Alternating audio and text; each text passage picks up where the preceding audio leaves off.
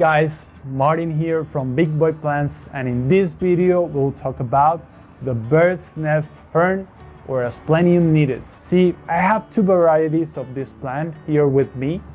Over here we can see one which its leaves are more wavy and growing healthily. Check how they're spreading towards the sides of the pot. On the other side we have this one that's more crinkly, and to be honest, it has been struggling for a while due to a pest.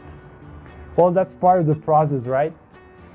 However, I will show you later what I'm doing to get rid of the pest and help the plant to recover fast. So today I wanted to share what has worked for me and what hasn't so far when it comes to caring for a bird's nest fern. At the end of this video, I will share a summary with some recommendations and tips that might be useful for you, hopefully.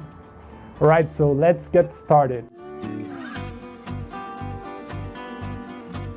Let's start with light. These plants need filter light to light shade. Don't expose to direct sun other than the very early morning sun. Otherwise, you could put them at risk of leaf burn. That happened to me once. Therefore, placing the fern by an east or north facing window is ideal. Something curious that I found in my research is that the light they receive will affect how crinkled the leaves are. A bird's nest fern that receives more light, for example, will have more crinkled leaves, while one that receives less light will have flatter leaves, like this one. Okay, moving to watering. Keep the soil moist, but don't let the plant become soggy. Also, avoid watering right into the nest or rosette, as that encourages mold and rot. Therefore, water the soil rather than the plant. In most cases, watering once or twice per week should be enough. Please note that part of the reason that the bird's nest fern makes an ideal houseplant is that it will tolerate soil that dries out from time to time. Now let's talk about temperature and humidity. This plant will thrive in a warm temperature range. Keep it between 68 and 86 degrees Fahrenheit. That's approximately between 20 and 30 degrees in Celsius scale. Cold drops and sudden temperature drops will not be appreciated by these plants. They love humidity and will thrive in humid environments such as bathrooms, a greenhouse, or even a terrarium. So make sure to give them some love and mist them around maybe once per week. Alternatively, you can run a humidifier near the fern. Okay, now let's talk about other caring tasks like soil care and fertilization. Bird's nest ferns prefer to be slightly underpotted. As naturally epiphytic plants, they are used to growing in a minimum of organic material, and mature plants will elongate above the soil level as the fern grows and sheds lower leaves. The thing here is that large ferns will easily tip over their smaller pot.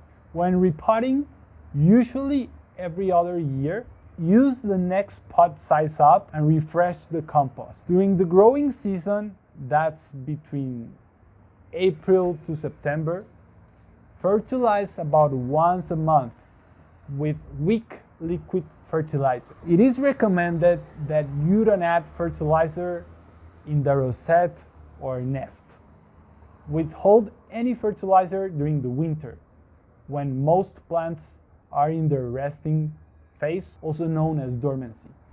Keep in mind that too much fertilizing will cause deformed leaves or brown or yellow spotted leaves. Okay, moving on to pruning. I don't prune these plants very often, only when I notice some yellow or brown leaf. To do this, I use my shears. Of course, I sanitize them beforehand, and I cut the leaves from the base. Also, I have pruned the leaves when I notice that they're very deteriorated by pests, which takes me to the next topic, pests. See, this plant over here got infested by aphids, so I pruned most of its leaves and applied a mix of neem oil mixed with water. I also wiped its leaves to see if that helped to get rid of the pest. So far, I can see new leaves coming out, which are these green ones here. So maybe that's a good sign. That reminds me that you should try to monitor your plant every day and wipe the leaves if you notice that there's dust or you start seeing some white spots, which are typically associated with aphid. Believe me, I have learned this the hard way, and you should always monitor your plant. So that's it for today's video. I hope you liked it.